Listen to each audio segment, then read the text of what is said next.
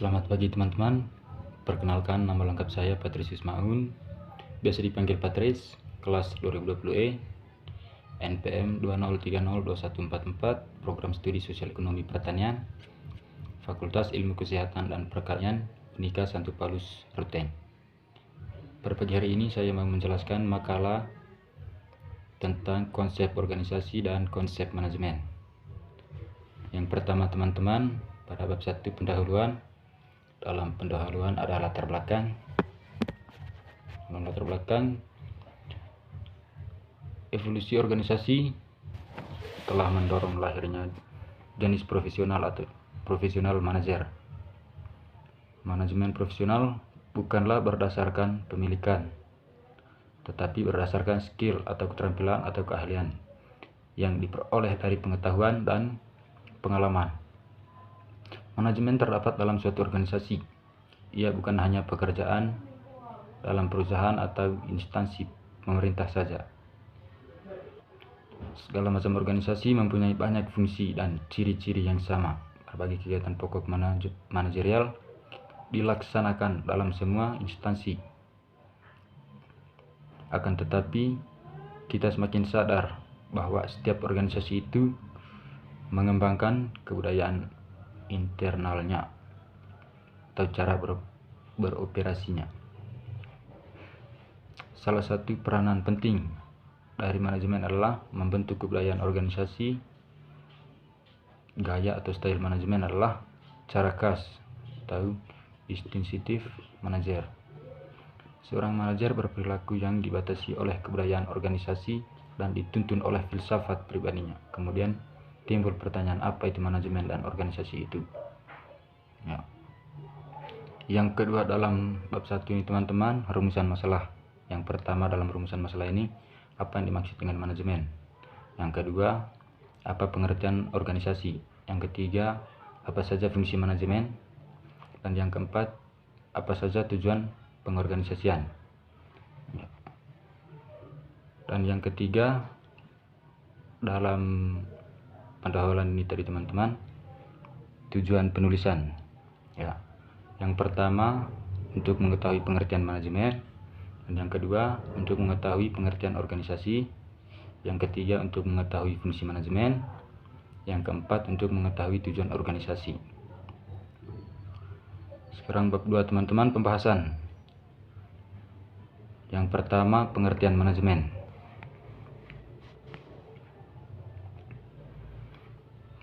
Manajemen berasal dari bahasa Inggris, yaitu management,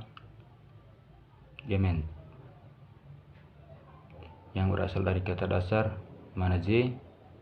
Definisi manage menurut Kamus Oxford adalah to be in charge or make decisions in a business or an organization. Dan definisi manajemen menurut Kamus Oxford adalah the control and making of decisions in a business or similar organization. Menurut Harold Kohns dan Charles O'Donnell, manajemen adalah usaha untuk mencapai suatu tujuan tertentu melalui kegiatan orang lain. Sedangkan menurut R. Terry, manajemen merupakan suatu proses khas yang terdiri dari tindakan-tindakan perencanaan, pengorganisasian, penggerakan, dan pengendalian yang dilakukan untuk menentukan serta mencapai sasaran yang telah ditentukan melalui pemanfaatan sumber daya manusia dan sumber daya lainnya. Menurut James A. F. Stoner, manajemen adalah suatu proses perencanaan, pengorganisasian, kepemimpinan, dan pengendalian upaya dari anggota organisasi serta pengguna semua sumber daya yang ada pada organisasi untuk mencapai tujuan organisasi yang telah ditetapkan sebelumnya. Yang kedua, pengertian organisasi. Organisasi berasal dari kata organon, yang berarti alat. Organisasi adalah sistem kerjasama antara dua orang atau lebih. Organisasi adalah setiap bentuk kerjasama untuk mencapai tujuan bersama. Organisasi adalah struktur pembagian kerja dan struktur tata hubungan kerja antara sekelompok orang pemegang posisi yang bekerja sama secara tertentu untuk bersama-sama mencapai tujuan tertentu. Menurut Profesor Dr. Sondang P. Siagian, mendefinisikan organisasi ialah setiap bentuk persekutuan antara dua orang atau lebih yang bekerja bersama serta secara formal terikat dalam rangka pencapaian satu tujuan yang telah ditentukan dalam kegiatan yang mana terdapat seseorang atau beberapa orang yang disebut atasan dan seseorang atau sekelompok orang yang disebut dengan bawahan. Dan menurut Chester L. Bernard mengatakan bahwa organisasi adalah sistem kerjasama antara dua orang atau lebih yang sama-sama memiliki visi dan misi yang sama. Yang ketiga, fungsi manajemen. Ada fungsi utama manajemen menurut George R. Cherry atau modul pengayaan ekonomi peminatan untuk SMA MA, yaitu yang pertama, memimpin. Tugas seorang manajer adalah agar orang lain bertindak untuk tujuan organisasi. Fungsi ini meliputi mengambil keputusan, melakukan komunikasi, memberikan motivasi, memilih orang-orang, mengembangkan orang lain melalui penilaian hasil kinerja, memberikan saran dan pemberian latihan atau training. Yang kedua, merencanakan.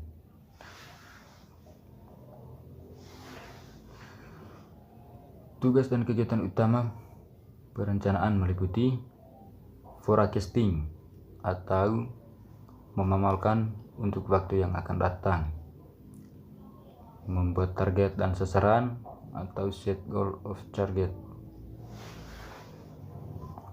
Yang ketiga, menyusun.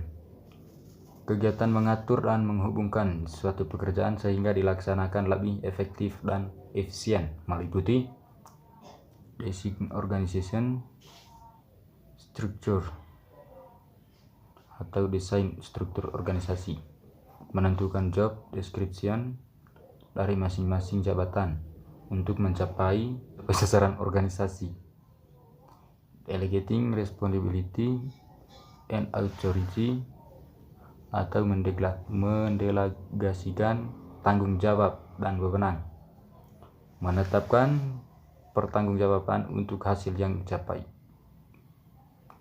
establishing relationship atau menetapkan hubungan-hubungan yang membedakan antara atasan dan staf,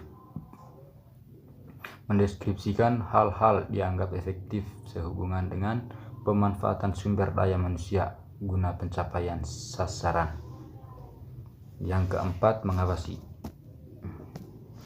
Melakukan pengawasan, pengendalian, dan pengamatan meliputi perkembangan pekerjaan, pengukuran hasil pekerjaan, melakukan tindakan perbaikan dan mengkoreksi kesalahan. Yang keempat, tujuan pengorganisasian.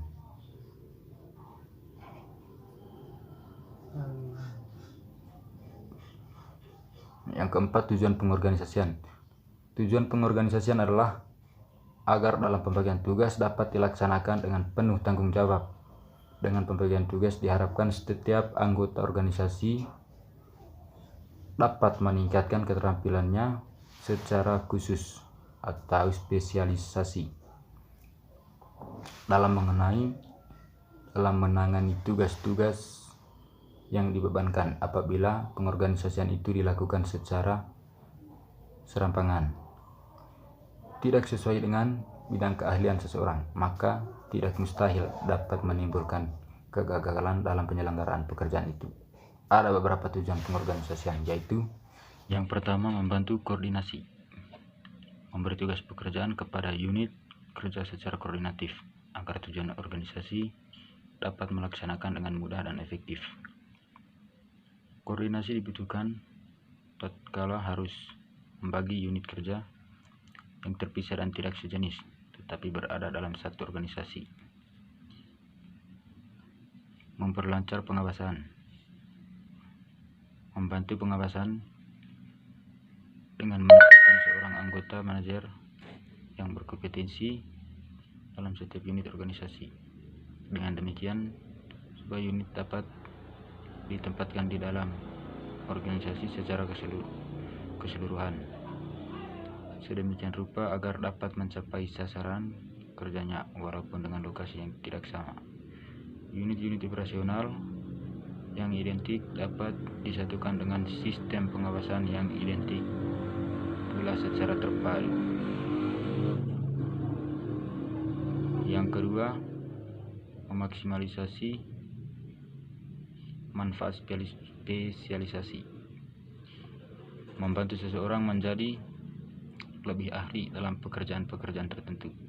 Spesialisasi pekerjaan dengan dasar keahlian dapat menghasilkan produk yang berkualitas tinggi, sehingga kemanfaatan produk dapat memberikan kepuasan dan memperoleh kepercayaan masyarakat pengguna. Yang ketiga, penghematan biaya. Tumbuh pertimbangannya yang berkaitan dengan efisiensi. Dengan demikian, pelaku organisasi akan selalu berhati-hati dalam setiap akan menambah unit kerja baru, yang notabene menyangkut penambahan tenaga kerja yang relatif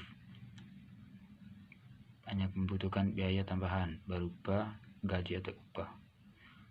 Penambahan unit kerja sebaiknya dipertimbangkan berdasarkan nilai sumbangan pekerja baru dengan tujuan untuk menekan upah buruh yang berlebihan. Yang keempat, meningkatkan kerukunan hubungan antar manusia. Masing-masing pekerja antar unit kerja dapat bekerja saling melengkapi, mengurangi kejenuhan, menumbuhkan rasa saling membutuhkan, mengurangi pendekatan materialistis. Untuk ini, pihak manajer harus mampu mengadakan pendekatan sosial dengan penanam rasa solidaritas dan berusaha menampung serta menyelesaikan berbagai perbedaan yang bersifat individu. Sekarang bab 3. Yang pertama, kesimpulan. Manajemen merupakan kegiatan pokok yang dilakukan seorang pimpinan karena dia menjabat sebagai manajer untuk mengolah input menjadi output melalui proses manajemen. Dengan demikian, istilah manajemen mengacu kepada suatu proses mengkoordinal dan mengintegrasikan kegiatan-kegiatan kerja agar diselesaikan secara efisien dan efektif dengan dan melalui orang lain.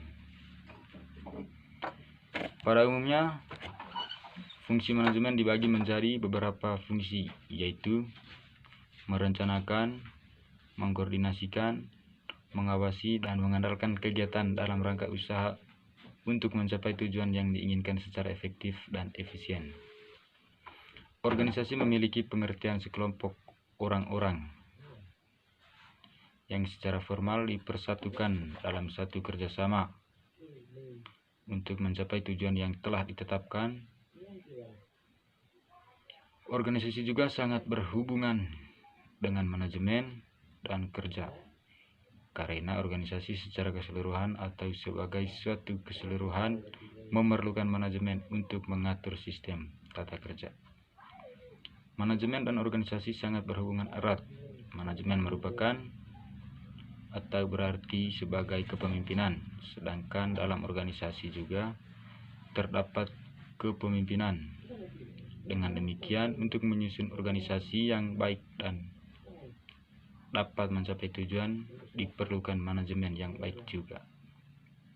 Yang kedua, saran untuk berlangsungnya proses kegiatan organisasi agar dapat berjalan dengan lancar, efisien, dan efektif, maka diperlukan kerjasama dari berbagai bidang di dalam organisasi dengan cara menjalankan semua fungsi dari manajemen dengan sebaik-baiknya dan meminimalkan kesalahan serta memperbaiki akibat yang mungkin timbul akibat dari keputusan atau tindak yang diambil.